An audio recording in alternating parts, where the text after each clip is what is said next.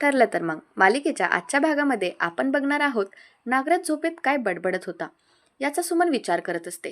हे नक्कीच महिपतबद्दल विचार करत होते याचा तिला संशय येतो.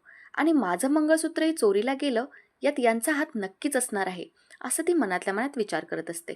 तेवढ्यात प्रतिमा तिथे येते आणि सुंठ देतेस का ग सुमन, जरा माझा घसा खवखवायला लागला आहे असं म्हणते. सुमन सुंठ देतच असते. तेवढ्यात प्रतिमाचं लक्ष सुमनच्या गळ्याकडे जातं आणि ती म्हणते, अगं सुमन, तुझं मंगळसूत्र कुठं आहे ग?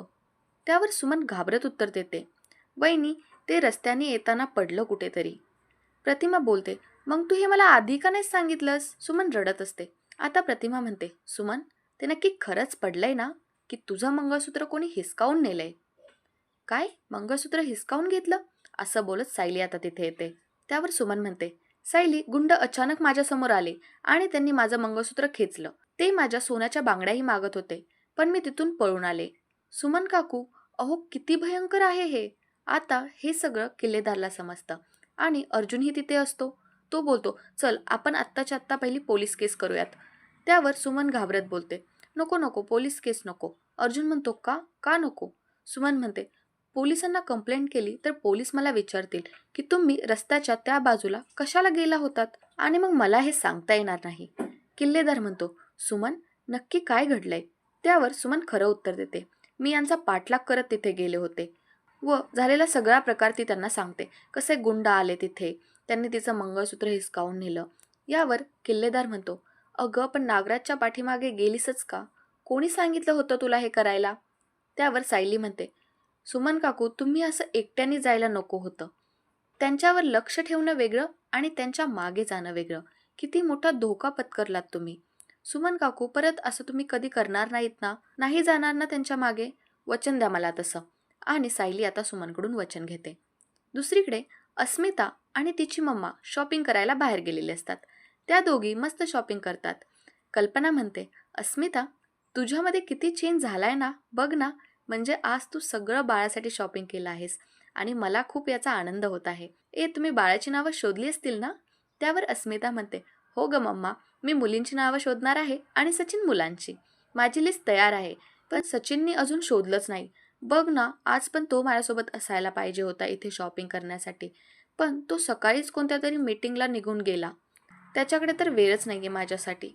आता अस्मिताला थोडं दमल्यासारखं होतं आणि ती मम्माला पाणी मागते. अस्मिता पाणी पिते आणि तिची नजर रस्त्याकडे जाते. तर तिला तिथं दिसतं तर कोण?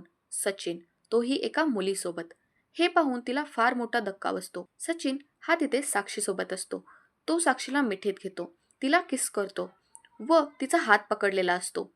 आता हे सगळं बघून अस्मिताला चक्कर येते. हे सगळं कल्पनासाठीही नवीनच होतं. त्यांनाही फार मोठा धक्का बसतो, पण त्या अस्मिताला सावरत तिला गाडीत बसायला सांगतात. सचिनची ही नजर अस्मिताकडे जाते व त्याला समजतं की आता अस्मिताला आणि मम्माला माझ्या अफेअरबद्दल सगळं समजलं आहे बहुतेक. मला लवकरच घरी जाऊन त्यांना नीट समजवायला पाहिजे.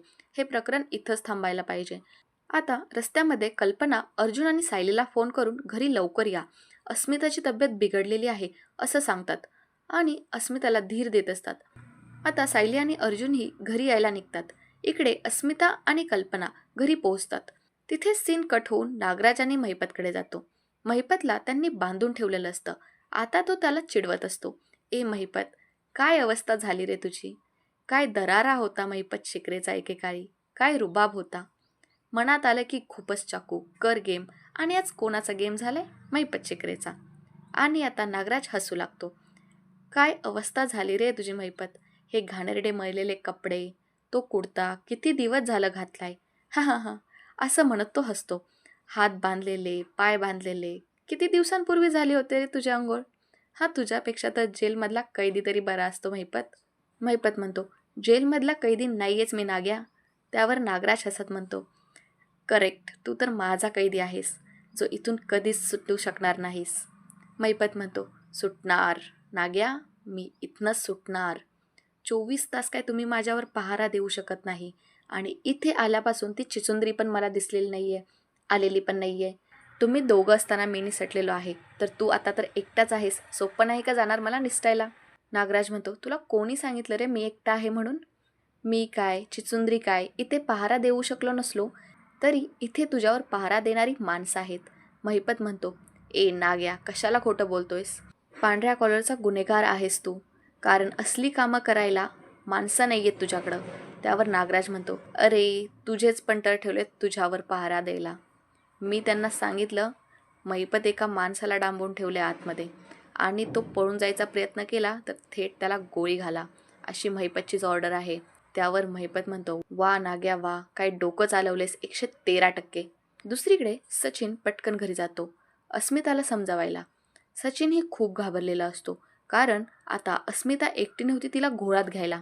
तिच्यासोबत मम्मा पण होती. त्यांनी पण बघितलं असणार हे सगळं. मॅटर खूप मोठा नको व्हायला ठरवत तो घरी जातो. इकडे अस्मिता म्हणते, मम्मा मी बघितलं ते खोटं होतं ना गं? सांग ना मम्मा, खोटं होतं ना? मला झाला होता तो भासच होता ना गं मम्मा? कल्पना तिला धीर देत असते. अस्मी, या अवस्थेमध्ये त्रास नाही करून घ्यायचा हा, शांत हो. आता सचिन तिथे येतो व म्हणतो, अस्मी मला माहिती आहे तू मार्केटमध्ये काहीतरी पाहिलेस, पण तू प्लीज कोणताही गैरसमज नको करून घेऊस. ती जी माझ्यासोबत मुलगी होती ना ती. तेवढ्यात अस्मिता त्याला शांत बसायला सांगते. कल्पनाही म्हणते, सचिन तिथेच थांब, माझ्या मुलीच्या आसपासही फिरकायचं नाही हा. एक शब्दही बोल नकोस. मी तुला काय समजलं होतं आणि तू काय निघालास? इतक्या नीच पातळीवर जाशील असं वाटलं नव्हतं मला. आता तिथे डॅड येतात आणि म्हणतात, कल्पना काय झालं गं, तुझा एवढा आवाज अगदी वरपर्यंत येतोय? कल्पना म्हणते, तुमच्या जावयालाच विचारा ना काय झालंय ते. डॅड, एवढं काहीच झालेलं नाहीये, असं म्हणत सचिन सगळं सावरत असतो. अस्मी म्हणते, डॅड मी आणि मम्मा आज मार्केटमध्ये गेलो होतो आणि तिथे सचिन आणि आणि असं म्हणत ती खूपच रडू लागते. आता कल्पना सांगते की सचिन एका मुलीसोबत होता आणि भर रस्त्यामध्ये यांचे नको नको ते चाळे सुरू होते. अस्मी म्हणते, मला तर ते बघून वाटलं माझा आता जीवच गेला तर बरं होईल. कल्पना विचारते, सचिन खरं खरं सांग हा, हे तुझं खूप दिवसांपासून चालू आहे ना? तुझं त्या मुलीसोबत अफेअर आहे ना? म्हणजे तू माझ्या मुलीला फसवतोयस ना, हो ना? बाबा म्हणतात, उत्तर दे सचिन, असं पुतळ्यासारखं उभं राहू नकोस. अरे अस्मिताची बघ काय अवस्था झाली आहे. बघतोयस ना, तरी मला तुझ्या चेहऱ्याकडे बघून अजिबात वाटत नाही आहे की तुला त्याची लाज वाटते. आता तिथे अर्जुन आणि सायली येतात. सायली म्हणते, अस्मिताताई, काय झालं अस्मिताताई? तब्येत बरी आहे ना तुमची? काय झालं अचानक तब्येतीला? आणि तुम्हा सगळ्यांचा चेहरा असा पडलेला का? कल्पना म्हणते, बास झालं आता, बास झालं. सुभेदारांच्या घरामध्ये खोटेपणाला अजिबात जागा नाही आहे. अरे आम्ही आमच्या मुलीला किती विश्वासाने तुझ्या हातामध्ये सोपवलं होतं आणि तू दाखवून दिलेस की आमचा निर्णय किती चुकीचा होता. व्यभिचार केलायस तू, व्यभिचार. स्वतःची बायको असताना भर रस्त्यामध्ये दुसऱ्या मुलीला मिठ्या काय मारत होता.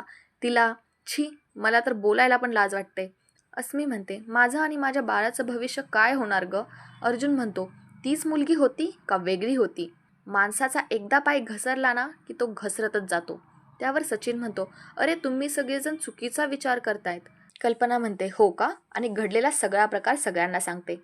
आता अस्मी सचिन जवळ जाते आणि म्हणते, आज मीटिंगसाठी बाहेर पडलाला ना माझा नवरा? आज मार्केटमध्ये रेड हँडेड पकडला जातो. वा, काय नशीब काढले माझ्या बाळानं. माझ्या बाळाला पण कळू दे ना त्याचे बाबा काय लायकीचे आहेत. काय कमी राहिली होती रे सचिन माझ्यात? मी ब्युटिफुल नाही आहे? मी प्रेम केलं नाही का तुझ्यावर? तू कॅनडेला गेला, मी एकटी इथे राहिले, तुझं करिअर घडावं म्हणूनच ना? त्याची एवढी किंमत नाहीस ना केली तू? सायली विष आणून दे मला. म्हणजे सचिन त्याच्या गर्लफ्रेंडकडे जायला मोकळा. असं म्हणत अस्मी रडू लागते. आता सचिन सावरासावर